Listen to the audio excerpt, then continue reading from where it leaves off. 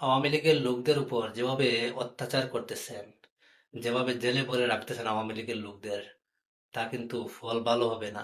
সাংবাদিক আনিস আলমগীর জেল থেকে বের হয়ে উনি উনি বলতেছেন আওয়ামী লীগের সাধারণ নেতাকর্মীদেরকে অনেক অনেক লোককে জেলে ভরে রাখছেন, তাদের কোনো অপরাধ নেই, তারা আওয়ামী লীগের কোনো পদ পদবিতেও নেই, তাদেরকে জেলে ভরে রাখছেন, তাদের পদ বানিয়ে তাদেরকে জেলে ভরে রাখছেন।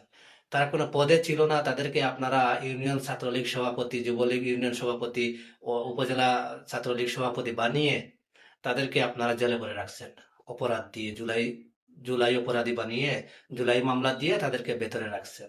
একের পর এক মামলা, তারা জামিন পাচ্ছে না, তাদের ফ্যামিলি কষ্ট করতেছে, বাচ্চা কাচ্চা কষ্ট করতেছে, তারা তো নিজেই কষ্ট করতেছে। সাংবাদিক আনিস আলমগীর নিজেই বলতেছে আমি জেল থেকে বের হয়ে এখন আমি একটা মনে হচ্ছে যে একটা কুমার মধ্যেই আছি, আমি এখন ডাক্তার দেখাচ্ছি, আমি চিকিৎসা করতেছি, আমি ডাক্তারের সাথে পরামর্শ করতেছি। এখন চিন্তা করেন এই জেলের মধ্যে কিভাবে টর্চার করতেছে, আওয়ামী লীগের লোকদের উপর কিভাবে অত্যাচার করতেছে। এটা কিন্তু ভালো না, ফল ভালো হবে না। আওয়ামী লীগ তো একবার ফিরে আসবে, তখন আপনাদের কি হবে?